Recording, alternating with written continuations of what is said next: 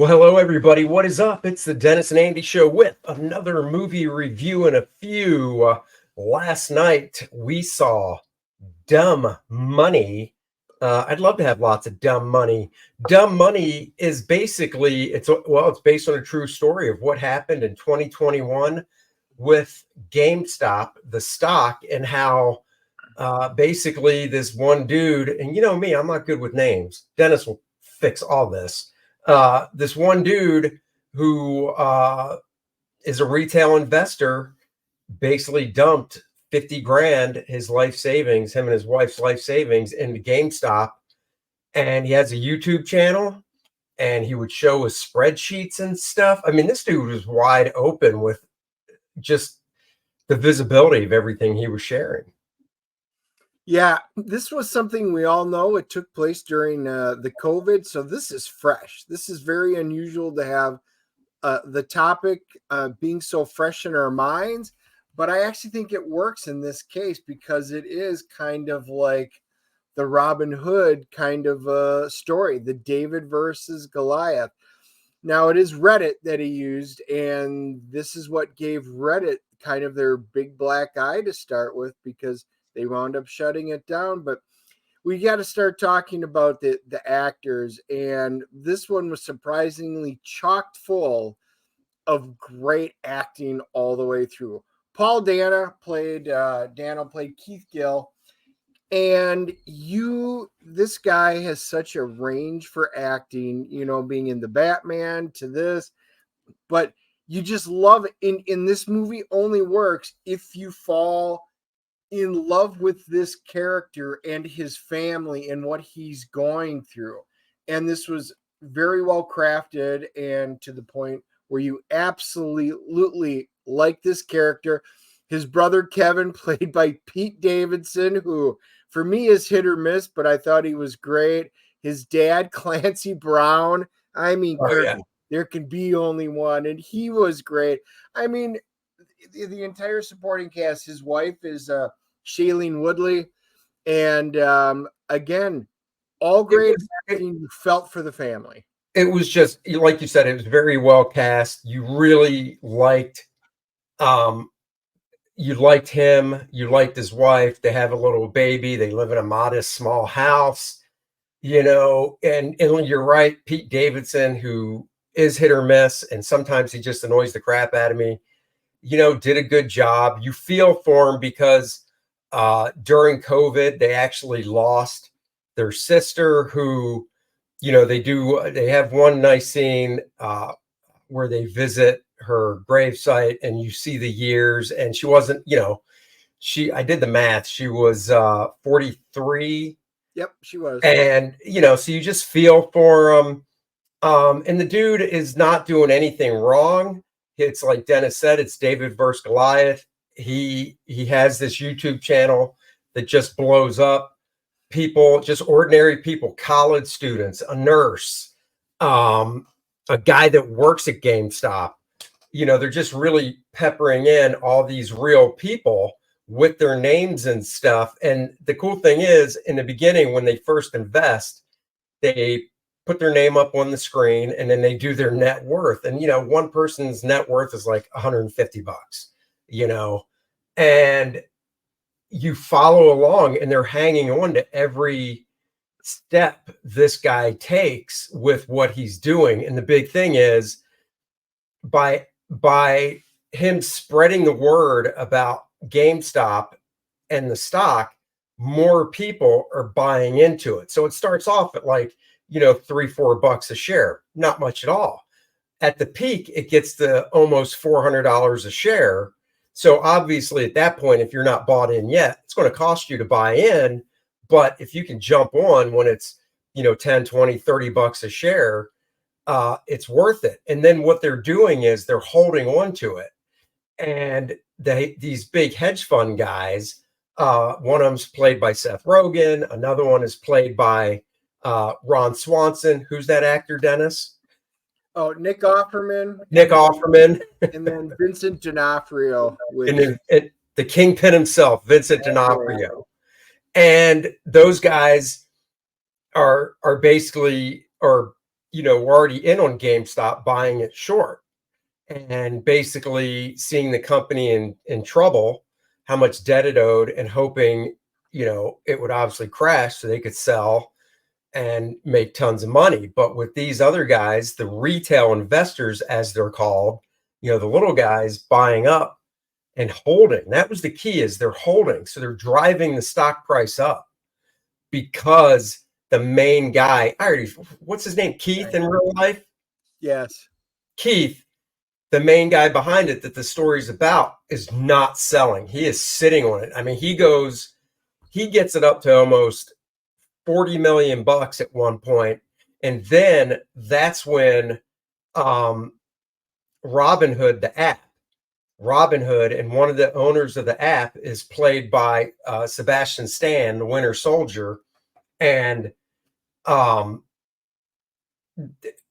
basically they, people start selling some of the GameStop off, and they don't have the money to pay out. So he needs to get, which hedge fund dude did he go to? Was it Offerman? So Robinhood is the app that everybody was buying, and you guys will remember there were ads everywhere for Robinhood. Sebastian Stan plays Vlad, one of the two owners that, they're actually in bed with the hedge funds. Yeah. And they try not to talk about it, but that was one of the big things.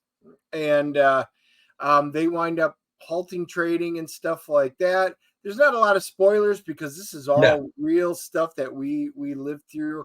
A lot of you at least know about it. But the interesting dichotomy is you've got these big hedge funds which rig the entire system, still do, and the little guys. But then we really get an in-depth look at who these, Andy alluded to it, America Ferrera, she plays this nurse, and she's literally got no money. And she invests what she can into it. We get to meet Marcus, who works at GameStop, Anthony Ramos. He's great. And you just the guy working at GameStop, and he's following this, trying to make a better life. Two college students whose net worth were negative like 150,000 each. And that was in the Hala Herald. Right. And the funny thing about that was you see their net worth being negative 150,000. And right there, you're like, oh, it's their college debt. Right. Yeah. So you follow all these different characters and stuff. And you do. One of the things I will say about the movie is, if you like, true life stories, I'd go see it. If you like, if you don't know much about the stock market and you want to get kind of a basic understanding, maybe a little more than that, you will. I walked out of it. I still had some questions. I asked Dennis because I know he knows a little more about the stuff. He answered the questions good. I thought it was really entertaining. I really enjoyed it. Of course, at the end of the movie, they do the thing which I was hoping for, which is, showing the person and then popping up on screen. They kind of went through all the main players, the college students, all the people that invested, they focused on and did what their net worth was at the end of everything. They, of course, did where the other people are at now. Like, the Robinhood app is toast.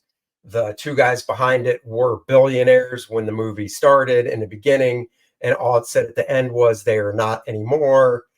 The guy, the movie was based around Keith.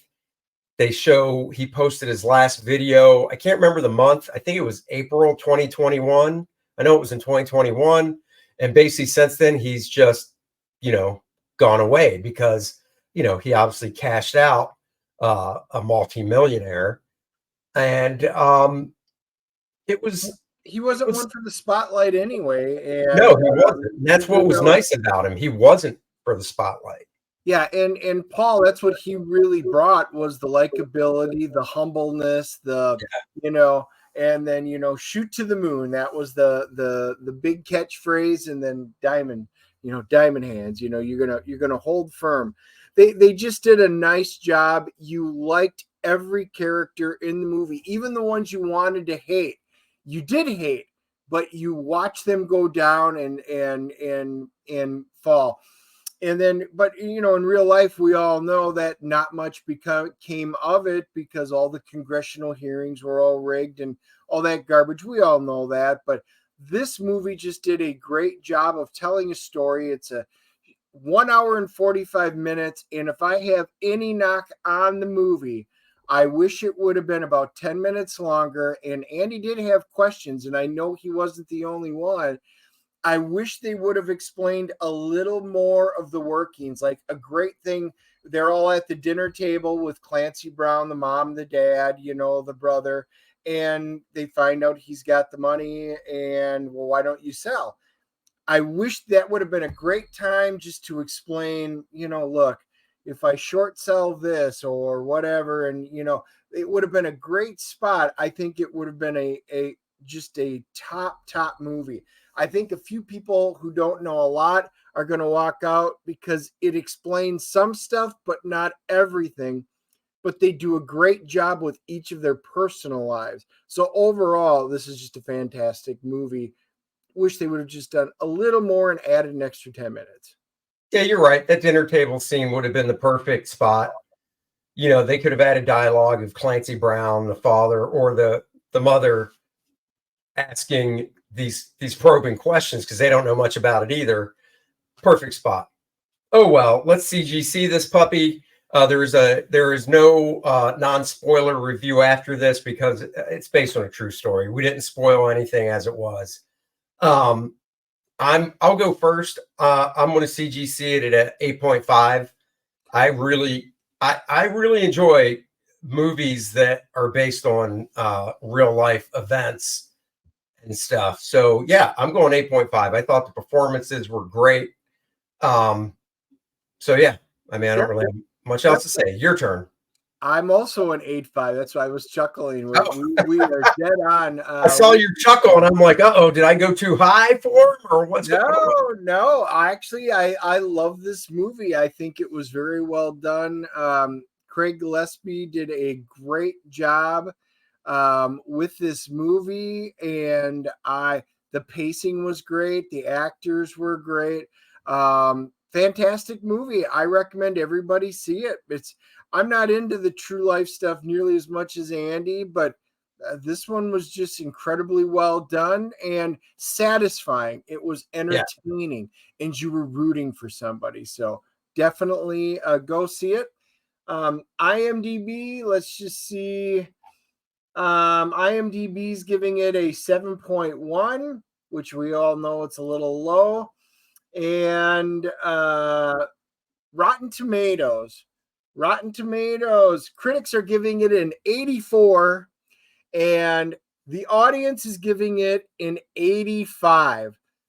So right on the money. Right on the money with I think you guys will all enjoy it. The one really weird thing I will say about Rotten Tomatoes, at least this is an opening weekend, and Rotten Tomatoes has not been putting up a lot of their numbers when we've been doing the reviews.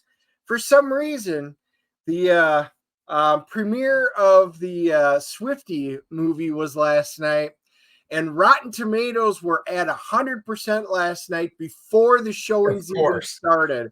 And I'm just like, see, this is just not possible. Just making a comment out there. That's crap. It's being pushed, but at least this has been out for a couple weeks, so we've actually got real numbers this time. That's right. And other real numbers we're talking about is Kor-Drath, The Reckoning, guys. If you don't know, the campaign comes down Monday night. Technically, it's 3 a.m. They go by Pacific time. So Pacific time, it's 3 a.m. or Pacific time, it's midnight, but 3 a.m. our time. The campaign will close. So if you haven't backed it yet, I highly recommend going to back it. Links are in the description below to go back it. It's a barbarian tale with a twist. We'll leave it at that. It says we're at $90,896. Guys, we ran a Kickstarter campaign earlier in the year. We are combining the totals. So we are technically at, I have it written down here, we are technically at $95,567 when we hit $100,000, we unlock and add 4 pages of story to the book. This nice little 4-page story of Lilith, which you can see all 4 pages here. It's drawn by the magnificent Bud Root, colored by the fantastic Dan Lawless. It's just a cute little 4-page story. There's no big spoilers in it. It's not super deep. It's just Bud Root doing what he does best. He hasn't drawn sequential art in over a decade. Bud, of course, is famous for his book Cave Woman. And the original art for this 4-page story is for sale. All 4 pages in a big batch, $5,800. Each page is drawn on 18 by 24 board, so they are huge. And Bud Root's art is highly collectible. So if you're an art collector, this is one for the ages. Go check it out. And the other thing I want to show you guys that we got in last week is we, and most of the we is Dennis, wrote this fantastic game module. Dennis won't mind if I do this because we want to spotlight it. We got it in from the printer last week. It's in the retro Dungeons and Dragons style, 8.5 by 11. Oh, look at this. Oh, this is the part Dennis went for, and we had to get it this way. The cover comes off, so only the guts are stapled together, so you can use the cover. It's got the old school mats on the inside. There's the full cover. You can prop it up on your desk in front of you like the dungeon masters do. Put the story down in front so anybody that you're playing the game with can't see what's coming and read ahead. And you can play the game. That's right. It is a playable game. These are still in the campaign as well. So you can get yourself the graphic novel and the game module, which is a totally different story, and brand new art by Bart Sears and Dan Lawless. Every backer of Kor-Drath the Reckoning also gets the 4 playable character cards. They get a map of the Shattered Reach that Dennis created. He did a wonderful job creating this map. And then everybody gets, got to put the main man up front, the 4 playable character cards: Kor-Drath the Reckoning, or Kor-Drath, I should say, Adriana, Lilith, the Necronite. And you're like, but what do you mean by they're playable? Well, when you flip the cards over on the back, they all have the stats. Tell them a little bit about the stats, Dennis. This is your area of expertise. Yeah, the stats are all SRD 5. So all of you that are playing 5th edition, you can just pop them in the campaign. You can play them. You can use them as an NPC. But for those of you who are into 1st, 2nd, 3rd, 4th, you guys are all great DMs. It just takes a couple of minutes to convert them into whichever system you're using, but they're already preset for you. There you go, guys. So go back the book today. We close it Monday night. And even if, for instance, you go to the campaign and you're like, I'm into the game, you back this game module, you get these as well. So that's how it works. It's not just the graphic novel, but we would like you to back it all because it is a awesome project. We're so thrilled with how it's going along. And the great news is the book is all set. It goes to the printer next week. So we close it Monday night, get it off to the printer on either Tuesday or Wednesday, and they will be back to us in November to ship out. So there you go, guys. Thank you for joining us. We will be back on Wednesday, 3 p.m.